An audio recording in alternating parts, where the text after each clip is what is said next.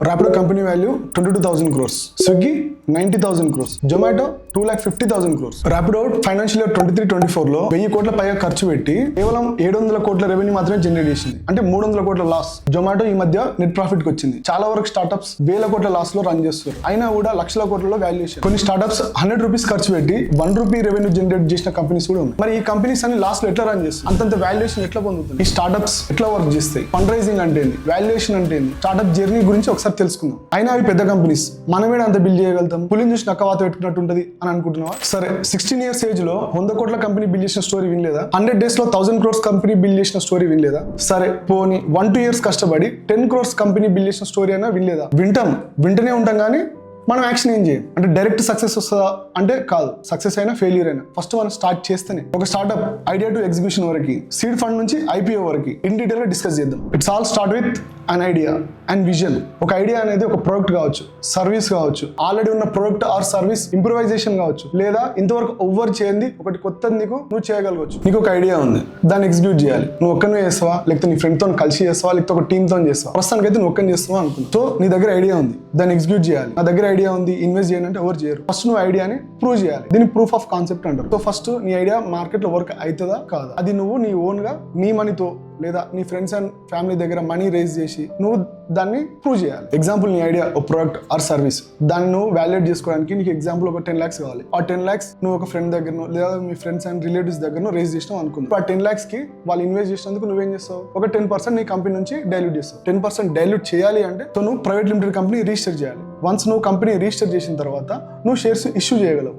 So నువ్వు ఒకవేళ 10 lakhs కి 10% ఇష్యూ చేస్తున్నావు అంటే 10 lakhs కి 10% అంటే company valuation is equal to 1 crore.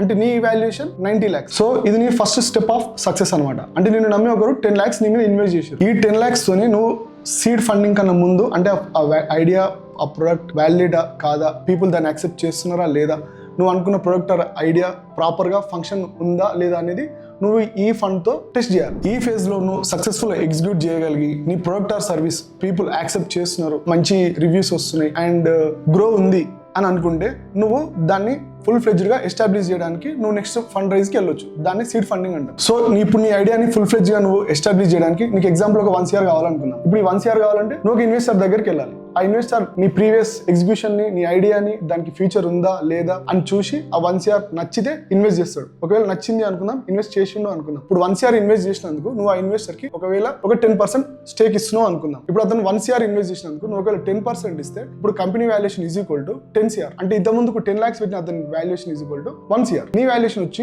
8 crore. అంటే ఇప్పుడు నువ్వు నీ కంపెనీని ఒక 10 crores కంపెనీని బిల్డ్ చేసినట్టు. ఇప్పుడు ఆ 1 crore తో నువ్వు నీ ప్రొడక్ట్ ని ఆర్ సర్వీస్ ని ఎస్టాబ్లిష్ చేస్తావు. ఇప్పుడు రియల్ పీపుల్ దగ్గరికి వెళ్తుంది. వాళ్ళ నుంచి నీకు రియల్ టైం రివ్యూస్ వస్తాయి. నీ ప్రొడక్ట్ లో ఆర్ సర్వీస్ లో ఆర్ టెక్నాలజీలో ఆర్ నీ సిస్టమ్స్ లో ఏమేమి చేంజెస్ చేసుకోవాలి, ఏమేమి గ్రోత్ ప్లాన్స్ చేంజ్ చేసుకోవాలి, ఏమేమి స్ట్రాటజీ చేసుకోవాలి నీకు ఒక ఐడియా వస్తుంది. నువ్వు అవన్నీ క్లారిటీగా చేసుకుంటూ నువ్వు ముందుకు వెళ్తే నువ్వు గ్రో అవుతావు. సరే, సక్సెస్ఫుల్ గా నువ్వు ఇవన్నీ చేసినావు అనుకుందాం. ఇప్పుడు నీ కంపెనీ నువ్వు ఎక్స్పాండ్ చేయాలి. ఎక్కువ మందికి నువ్వు నీ కంపెనీ గురించి చెప్పాలి. ఎక్కువ కస్టమర్స్ నువ్వు ఇప్పుడు ఆకర్షించాలి. అంటే కంపెనీ మార్కెటింగ్ కానీ సర్వీసెస్ కానీ నువ్వు ఎక్స్పాండ్ చేయాలి. సో నీకు ఇప్పుడు ఒక 10 crores అవసరం అనుకున్నావు. దీనికోసం నువ్వు సిరీస్ ఏ ఫండింగ్ వెళ్తావు. నువ్వు ఇప్పుడు సిరీస్ ఏ ఫండింగ్ లో ఒక 10 crore ఎక్స్పెక్ట్ చేస్తున్నావు. ఈ టైంలో నీకు ఒక 10 crore రేజ్ చేద్దాం అనుకున్నప్పుడు ఒక ఇన్వెస్టర్ నీకు 10 crore ఇన్వెస్ట్ చేసింది. సో 10 crore కి ఇప్పుడు నువ్వు 5% ఇచ్చేసినావు అంటే ఇప్పుడు నీ కంపెనీ వాల్యుయేషన్ వచ్చేసి 200 కోట్లు. సో 10 crore కి 5% ఇష్యూ చేసినావు అంటే ప్రజెంట్ నీ కంపెనీ వాల్యుయేషన్ వచ్చేసి 200 crores. ప్రజెంట్ ఇప్పటికి నువ్వు 25% షేర్స్ ఇన్వెస్టర్స్ కి ఇష్యూ చేసినావు. నీ దగ్గర 75% ఉంది. అండ్ రీసెంట్ కంపెనీ వాల్యుయేషన్ వచ్చేసి 200 crores. అంటే ఫస్ట్ 10 lakhs కి ఇన్వెస్ట్ చేసిన అతని వాల్యూ ప్రజెంట్ వచ్చేసి 18 to 20 crores ఉంటుంది. అండ్ ప్రీవియస్ గా 1 crore ఇన్వెస్ట్ చేసిన అతని వాల్యూ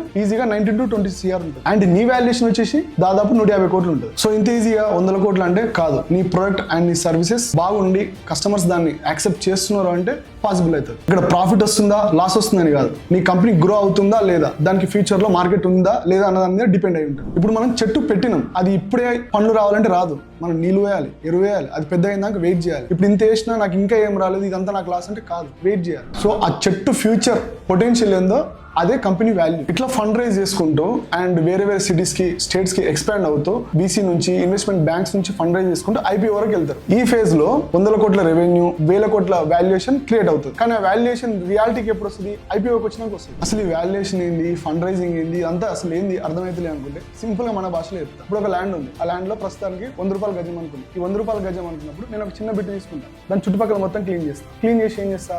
500 గజం అంటా. ఆ పక్కన దానికి 500 గజం లాగా అమ్ముతా. ఆ తర్వాత ఆ వచ్చిన వాటితో ఏం చేస్తా, మొత్తం చుట్టుముట్టు మొత్తం క్లీన్ చేస్తా. అప్పుడు ఏం చేస్తా, 1000 రూపాయల గజం లాగా అమ్ముతా. ఆ తర్వాత వచ్చిన వాటితో ఏం చేస్తా, చుట్టుముట్టు కాంపౌండ్ కడతా. తర్వాత 5000 గజం అంట.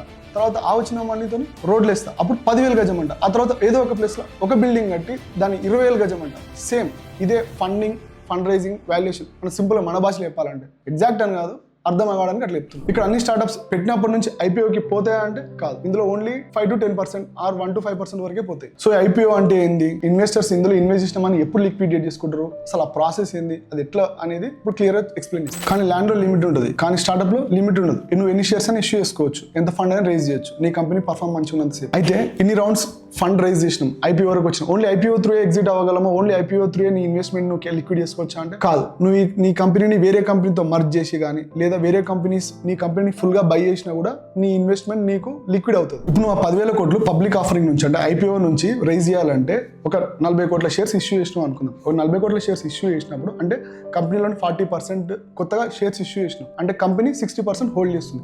ఈ 40%కి ఒక 40 crores షేర్స్ ఇష్యూ చేసినాం అనుకుంటే ఈచ్ షేర్ వాల్యూ వచ్చేసి 250 రూపీస్. ఈ 250 రూపీస్ షేర్ ప్రైస్ మీద మనం మార్కెట్లో దీన్ని ట్రేడ్ చేస్తాం, అంటే పబ్లిక్ ఆఫరింగ్ చేస్తాం. పబ్లిక్ దీన్ని 250 రూపీస్కి కొంటే నీకు 10,000 CR రైజ్ అయింది అంటే నీ కంపెనీ వాల్యుయేషన్ వచ్చేసి 25,000 కోట్లు, అంటే ఒక షేర్ వాల్యూ వచ్చేసి 250 రూపీస్. ఒకవేళ మార్కెట్ నీ కంపెనీ పర్ఫార్మెన్స్ బాగాలేదు, మార్కెట్ క్రాష్ అవుతుంది, మార్కెట్ డౌన్ అవుతుంది, నీ షేర్ వాల్యూ వచ్చేసి 100 రూపీస్కి పోయింది అంటే నీ కంపెనీ వాల్యూ 25,000 CR నుంచి 10,000 CRకి పడిపోతుంది. షేర్ ప్రైస్ 250 రూపీస్ నుంచి 500కి వెళ్ళింది అనుకుందాం, అప్పుడు నీ కంపెనీ వాల్యుయేషన్ వచ్చేసి 25,000 CR నుంచి 50,000 CRకి వెళ్తుంది. పబ్లిక్ వాళ్ళ షేర్ వాల్యుయేషన్ పెరుగుతూ ఉంటుంది అండ్ మీ 60% ఈ 40% ట్రేడ్ చేస్తున్నందుకు ఈ 60% వాల్యూ కూడా పెరుగుతూ ఉంటుంది.